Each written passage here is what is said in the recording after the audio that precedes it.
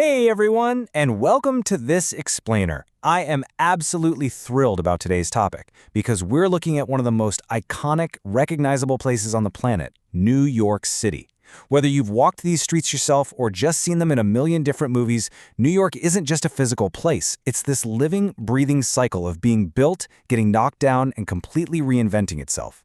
Today, we aren't just looking at the architecture or the geography. We're uncovering how a 400-year evolution, fueled entirely by continuous massive waves of diverse people, forged the city's unmatched economic engine and its incredibly vibrant cultural identity. Okay, let's dive into this. We're going to follow a historical roadmap today, starting with the first arrivals, moving through the great immigrant influx, exploring the resulting growing pains in culture, witnessing the building of the modern metropolis, and finally, wrapping up with a city of constant reinvention. I want to kick things off right here with this quote. 8.3 million inhabitants, 32,000 streets, virtually everything that makes New York so renowned the world over simply didn't exist even as little as a century ago. Just think about that staggering scale for a second. The sprawling mega-metropolis, recognized by almost anyone on Earth, was rapidly constructed in the blink of a historical eye, entirely by waves of newcomers. So, Section 1, the first arrivals. From forests to trading posts. Let's start at the absolute beginning. Long before the concrete and steel we know today, the Lenape tribes lived in harmony with this dense, forested landscape for some 8,000 years. But that entirely changed with the arrival of European explorers who were out hunting for new trade routes.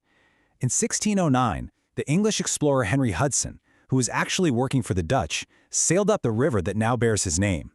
By 1624, the Dutch had set up permanent civilian settlements to protect their incredibly valuable fur trade. It's kind of crazy to think about, but in 1626, Peter Minuit famously purchased Manhattan from a small band of local Native Americans for traded goods worth just 60 guilders. But, global superpower rivalries being what they are, the Dutch wouldn't hold it for long. By 1664, an English fleet rolled up and took the colony without firing a single shot, renaming it New York. But look, we literally can't talk about New York's early economic prosperity without confronting a deeply foundational and honestly tragic reality. By the 1740s, a full 20% of New York's residents were enslaved people. That's roughly 2,500 individuals. The institution of slavery had become deeply embedded in the city's economy, with human beings being shipped right through the main port. Forced migration played a massive, undeniable role in laying the very economic foundations of the city. Let's move to and see how this builds in Section 2, the Great Immigrant Influx, or, as it's famously known, the melting pot. As we transition into the 19th century, the city truly transforms. Now, what's really interesting about this slide is the sheer scale of the demographic explosion. It is just staggering. In the year 1800, New York had about 60,000 residents. Fast forward just 50 years, and that number had skyrocketed to over 500,000.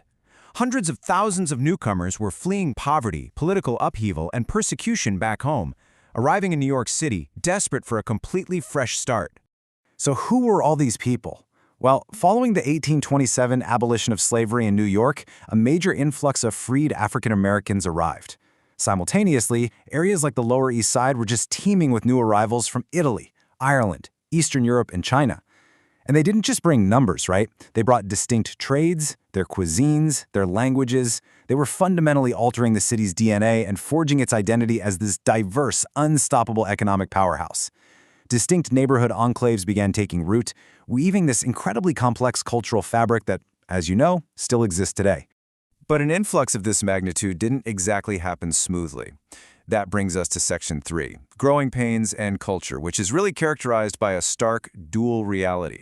On one hand, you have an absolute economic boom. The 1825 completion of the Erie Canal linked the Atlantic Ocean directly to the Great Lakes. This completely transformed New York into the nation's premier port, basically leaving cities like Boston and Philadelphia in the dust. But on the other side, the realities of that rapid growth were grim. Cramming 500,000 people into a small space meant overcrowded slums became hotbeds for disease. There were multiple cholera outbreaks in the 1830s alone. The Great Fire of 1835 literally leveled 50 acres of the city. And in neighborhoods like the Five Points and Hell's Kitchen, notorious criminal gangs like the Dead Rabbits and the Bowery Boys roamed the streets, resorting to violence just to survive the crushing poverty. And this brilliantly illustrates the other side of the coin, because out of all this chaotic struggle emerged a phenomenal cultural boom. Central Park opened in 1858 as this much-needed green oasis, while Broadway and Carnegie Hall started hosting dazzling performers. Incredible institutions like the American Museum of Natural History and the Met opened their doors. Plus, a massive media industry flourished with newspapers like the New York Times and the New York Herald. And the coolest part?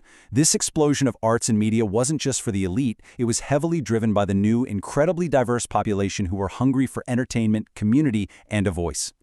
Moving right along to Section 4, Building the Modern Metropolis. Pushing into the late 19th and early 20th centuries, this immigrant ambition literally pushed the city skyward and outward. Picture millions of people undertaking this remarkable journey. They were greeted by the French gift of the Statue of Liberty starting in 1886. They processed through Ellis Island in 1892, and they immediately became the economic engine of the city. It was their sheer labor and innovation that constructed the 1904 subway system. They built the iconic Brooklyn, Williamsburg, and Manhattan bridges.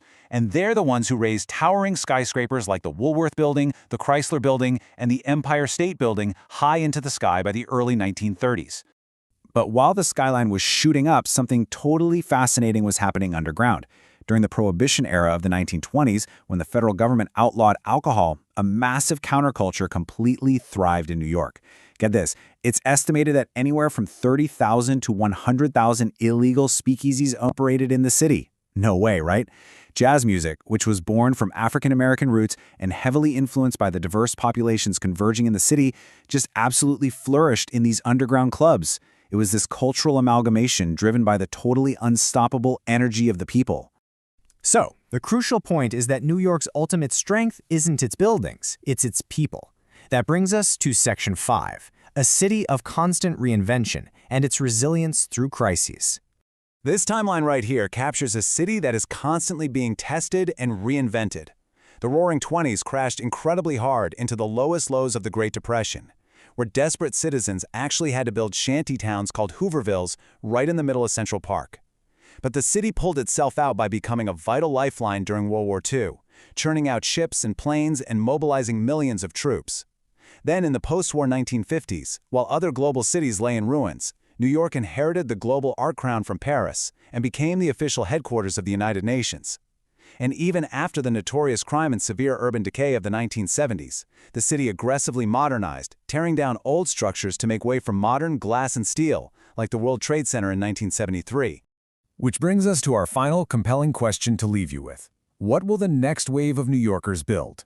If exploring this history shows us anything, it's that New York's 400-year legacy is a relentless cycle of getting knocked down, pulling itself back up, and totally reinventing itself. It evolved from a quiet forest to a towering megacity simply because of the millions of diverse individuals who arrived on its shores seeking a fresh start. And as new waves of immigrants continue to arrive today, one can only imagine how they're going to shape the next incredible chapter of this great city. Thank you so much for exploring this with me today.